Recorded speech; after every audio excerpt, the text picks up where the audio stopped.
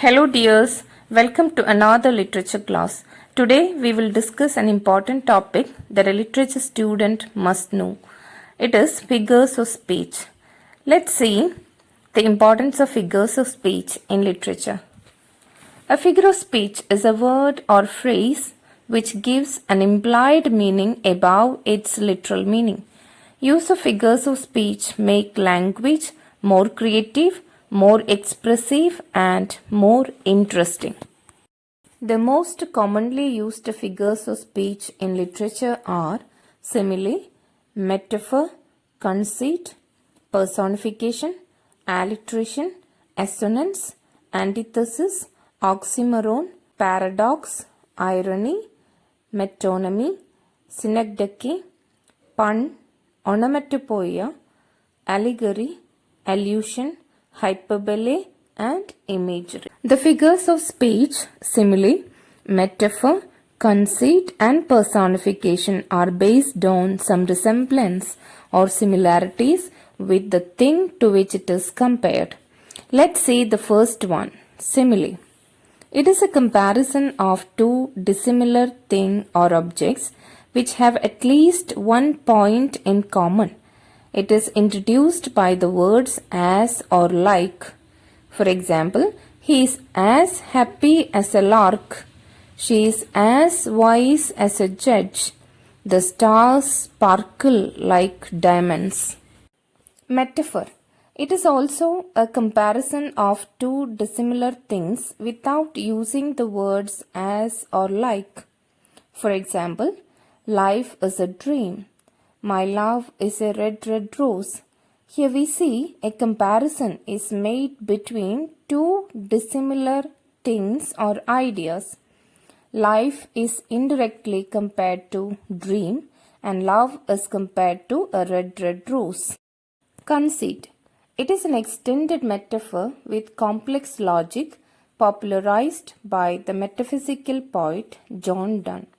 It makes use of unusual and unlikely comparisons that evoke surprise and shock in the readers. For example, in Valediction Forbidding Morning, Donne has compared the souls of the lovers to the two legs of a compass. We know that the souls of the lovers could never be compared to the legs of a compass. Personification. It is a common form of metaphor in which human qualities are attributed to inanimate objects. For example, death lays its icy hands on kings. My heart danced when I saw the flower. Here, death and heart are personified. We know that death is an abstract idea, but it has given life with the poet's creativity. Also, heart can never dance till it danced by seeing a flower. All these are representations of an abstract quality in human form. Alliteration. It is a figure of speech in which a consonant sound is repeated at the beginning of each word in a line. For example, a peck of pickled peppers, the sky and the sea. In the first line, the consonant sound p is repeated, peck of pickled peppers, and in the second line, sky and the sea, the s sound is repeated. Assonance. It is just the opposite of alliteration. Here we see the repetition of a vowel sound within words, phrases or sentences. For example, she seems to beam rays of sunshine. A host of golden daffodils beside the lake beneath the trees. So, in the first line itself, we see the repetition of E, vowel sound E. And in the second line, the vowel sound O is repeated, host of golden daffodils. And beside the lake, beneath the trees, here again we see the repetition of E sound. Antithesis. It is a rhetorical device in which two opposite ideas are put together to achieve a contrasting effect. For example, man proposes but God disposes. Speech is silver but silence is gold. Here, we can say that two opposite ideas are put together. Man proposes, God disposes. Speech is silver, silence is gold. Oxymoron. A figure of speech in which two contradictory words are put together to form a single word. For example, kind, cruelty, open, secret, bitter, sweet, etc. All these words are formed with their antonyms: kind, cruel, open, secret, bitter, sweet, etc. Paradox. It is a self-contradictory statement and it leads one to have an unacceptable conclusion. For example, war is peace, ignorance is strength, freedom is slavery. When we analyze these statements, we'll be quite baffled to see its contradiction. How could war be compared to peace, ignorance to strength, and freedom to slavery? Though we know that these aren't true, we accept it when we think about it seriously. Irony, the use of words to convey just the opposite of its literal meaning. Here, the implied meaning is far different from its surface meaning. For example, a comedian telling an unresponsive audience that you all are a great crowd. Describing someone who says foolish things, a genius. All these are examples of irony. That means you say something and mean just the opposite of it. Metonymy. It's a figure of speech in which one word or phrase is substituted for another which is closely associated with it. For example, we associate the term Bollywood for the Hindi film industry. And also, when we see the word crown, we associate its meaning with king or queen. Synecdoche.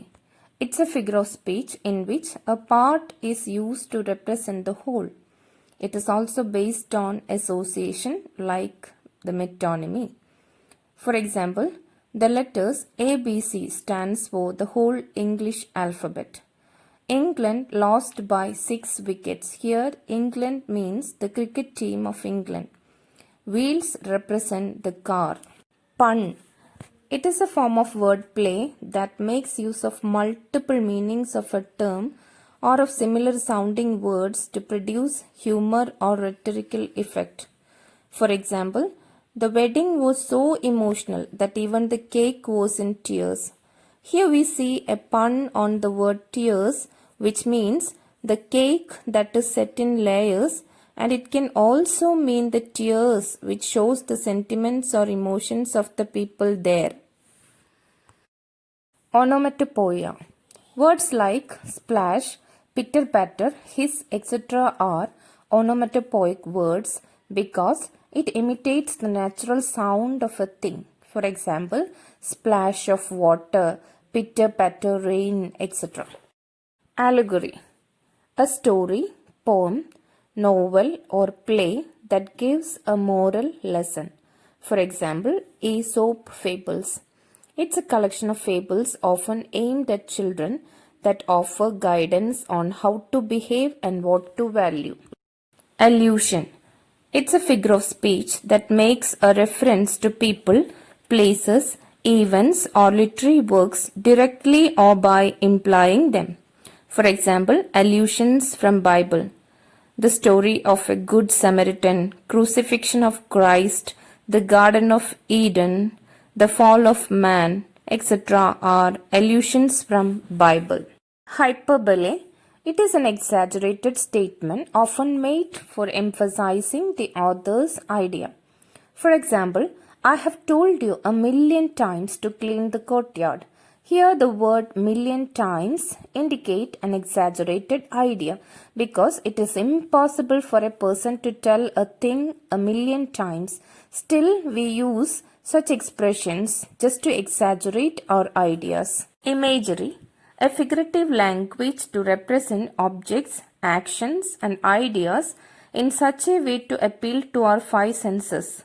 It creates visual, auditory, olfactory, tactile or gustatory images in the minds of the readers. For example, the starry night, visual imagery, the chirping of birds, auditory, The fragrance of spring flowers, olfactory. A gust of cold wind pierced his body, tactile. Sugary taste of chocolates ran over his mouth, gustatory. Hope you have got an idea about some of the important figures of speech in literature which we will come across in our coming lessons. So here I wind up today's class and see you soon with our first poem by William Shakespeare in the next class.